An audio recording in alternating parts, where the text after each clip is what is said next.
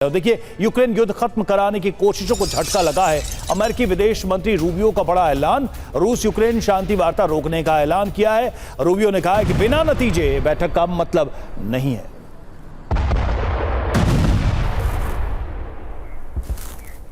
तो देखिए, Ukraine front पर ट्रंप को झटका, अमेरिका वार्ता से हटा है, क्या खबर है और रूबियो की तरफ से क्या कहा गया है आपके सामने। हम ऐसी अंतहीन बातचीत में नहीं फंसना चाहते, ये रूबियो ने कहा है, जिस अंतहीन बातचीत का कोई नतीजा ना निकले। अगर प्रगति नहीं होती है तो बैठकों का आखिर मतलब क्या है, मार्को रूबियो की तरफ से कहा गया। इसका मतलब आप समझिए, मतलब क्या है। अमेरिका मध्यस्थ की भूमिका अब खत्म कर रहा है। एक तरह से यह क्या औपचारिक तौर पर माना जाए, बेनतीजा वार्ता से अमेरिका की नाराजगी बढ़ गई है और औपचारिक बैठक में समय नहीं गंवाना चाहता अमेरिका। जी हां, वॉशिंगटन ठोस फैसला या समझौता चाहता है। एक बात तो यह भी दिखाई दे रही है इन सारी चीजों से, अमेरिका वार्ता में प्रगति का दबाव बढ़ा रहे, कुछ तो नतीजा निकले।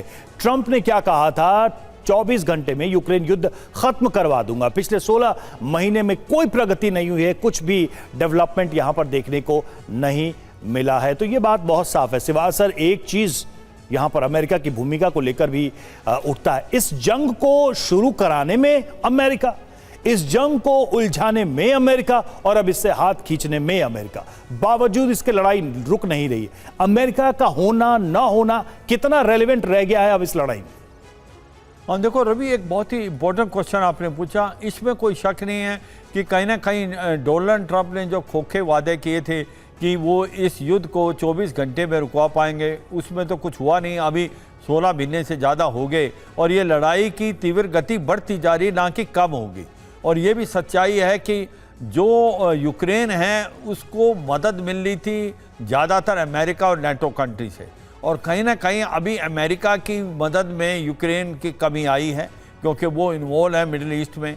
नेटो कंट्री भी जो सामान दे रहे हैं उसमें भी थोड़ी कमी आई है, मगर यूक्रेन की ये मानना पड़ेगा कि लास्ट 3-4 साल में उसकी जो डोमेस्टिक मिलिट्री इंडस्ट्रियल कॉम्प्लेक्स है उसमें। सर मैंने इसीलिए सवाल किया कि अमेरिका का होना ना होना इस वॉर को अब कितना प्रभावित करेगा। मतलब वो हैं तो क्या पीस करा ले रहे हैं, वो भी नहीं हो पा रहा। वो हैं तो क्या रूस हार जा रहा है, वो भी नहीं हो रहा। तो उनके होने ना होने से कितना फर्क पड़ रहा है, क्योंकि जंग तो जारी है। यूक्रेन के ताजा हमले इस बात के सबूत हैं कि इंटेंसिटी हमलों की बढ़ गई है। हाँ बिल्कुल रवि, ये तो बात ठीक कह रहे हो कि कोई फर्क नहीं पड़ रहा क्योंकि इंटेंसिटी बढ़ती जा रही है। और इसी तरीके से ट्रंप ने जो 2-3 बार ट्राई की, अलास्का के अंदर मीटिंग की और सोचा था ये लड़ाई बंद हो जाएगी, अब नहीं होनी, और वो इससे निकलना चाहते हैं। और उसके होने ना होने से कोई फर्क नहीं हो रहा क्योंकि लड़ाई की तीव्र गति बढ़ती जा रही है। दोनों तरफ से युद्ध हमले हो रहे हैं और रूस भी बड़े कर रहा है हमले। पर मैं ये कहूँगा कि हाँ, यूक्रेन ने अपना मिलिट्री इंडस्ट्री कॉम्प्लेक्स तो बनाया, मगर रूस तो धीरे धीरे जीतता जा रहा है,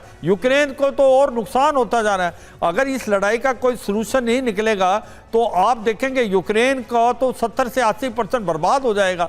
और ये सच्चाई है कि अब आप जो क्वेश्चन था कि क्या अमेरिका के रहना और ना रहने से कोई फर्क पड़ रहा है, मुझे लगता नहीं कि कोई फर्क पड़ रहा है क्योंकि बातचीत का कोई नतीजा नहीं निकला, बातचीत हो ही नहीं रही। क्योंकि जो रूस का एक प्रकार प्रिंसिपल है और यूक्रेन और नेटो का एक प्रकार से जो स्टैंड है, उनके अंदर बहुत ज़्यादा फर्क है। और ऐसा लगता है कि ये लड़ाई अभी रुकेगी नहीं, ये और भयानक होने वाली है। दोनों तरफ से अब हमले जो हैं वो ज़्यादा एक सटीक होंगे और ज़्यादा भयंकर होंगे। बिल्कुल, इंटेंसिटी यानी कि सिवा सर और ज्यादा बढ़ती नजर आएगी। महेश सचदेव सर, एक बात बताइए, जो अलास्का में बातचीत हुई थी रूस और अमेरिका के बीच, उसके बाद तो लग रहा था कि अगले दिन से ही जो हमले हैं वो रुक जाएंगे, लेकिन क्या हुआ, कई महीने बीत चुके हैं और अब तो मार्को रूबियो ये बोल रहे हैं कि हम एक तरह से औपचारिक तौर पर मध्यस्थ की भूमिका नहीं निभाएंगे, हम इस पूरे बातचीत से हट रहे हैं। इसका क्या मतलब माना जाए? अगर बातचीत नहीं होगी तो फिर क्या होगा? युद्ध से तो कोई फैसला होता नहीं है।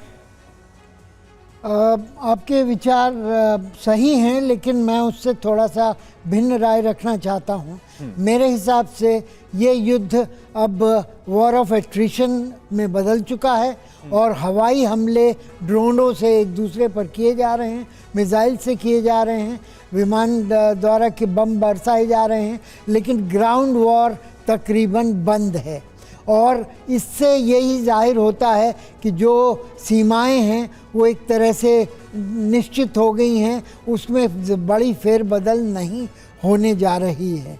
तो ये मुझे ये दिखाता है कि ये लड़ाई अपने अंतिम चरण की तरफ बढ़ रही है। और अगर मार्को रूबियो या